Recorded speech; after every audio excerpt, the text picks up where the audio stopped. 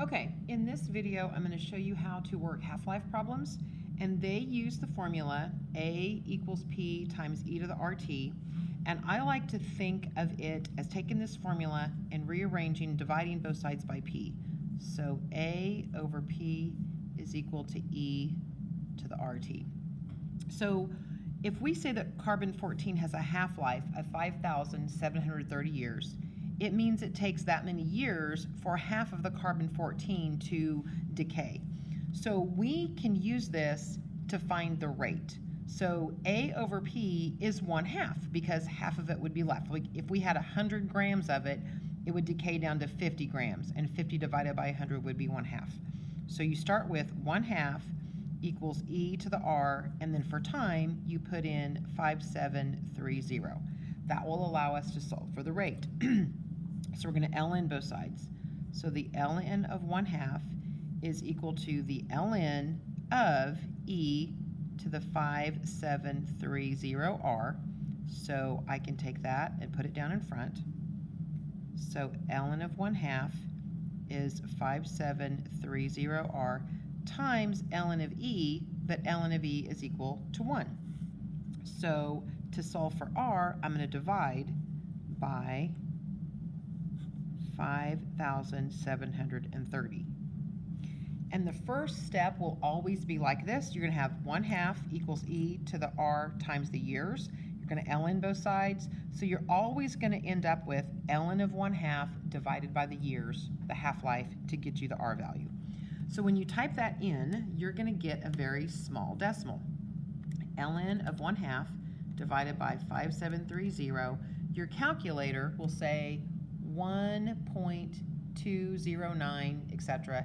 And then e to the -4 means times 10 to the -4th. So that means my r value is -0.000121.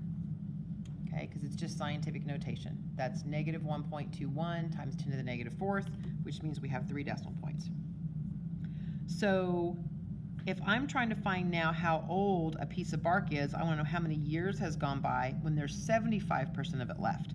So that means 0.75 is equal to e to the, I'm using this formula again, where my a over p is 0.75, e to the r, which we found is -0.000121, and then I'm searching for my time, or I'm solving for my time.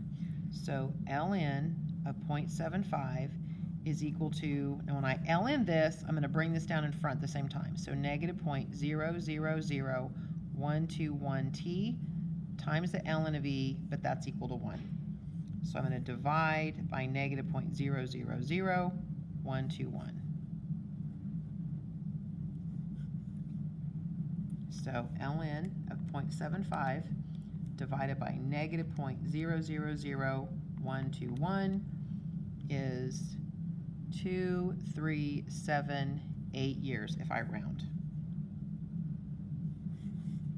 Okay, so another way a question like this might be worded, because that's carbon-14 and it's known to have a half-life of that, but I might just make up an element. So example 2, I might say an element has a half-life of, let's say, 830 years. Then I might say, how much of a 720 gram sample is left after, let's say, 1,200 years. So if a over p is equal e to the rt, then 1/2 is equal to e to the r times the half-life. Almost put 1,200 there. Be careful, don't do that. The half-life is 830. So the shortcut is ln of 1/2 divided by the years is equal to your r. Now if you want to know why that works, that's because I'm going to take the ln of both sides, and that would be 830r times the ln of e, which is equal to 1, so I divide. So ln of 1/2 divided by 830 gives me my decimal. So R is negative 0.000835. You'll get really small numbers like this when your half-life is really big. Okay, so you have to do that. You're using this to find your R value. Then like part 2, you're going to use that R value with the 1200 years and the 720. Okay, so A is what I'm looking for. P is 720 times E to the R times time, which is 1200 years. Okay, like you really need to understand the half-life is used with 1/2 to get my R, and then the 720 grams is what I start with, and I leave it there for 1200 years. So those two numbers are used in the same equation. Then this, you just type in your equation in your calculator. 720 times second e to the x. The library will be closed for the first part of Tiger Time, so please find somewhere else to go. The library is closed the first part of Tiger Time, so please find somewhere else to go. Thank you.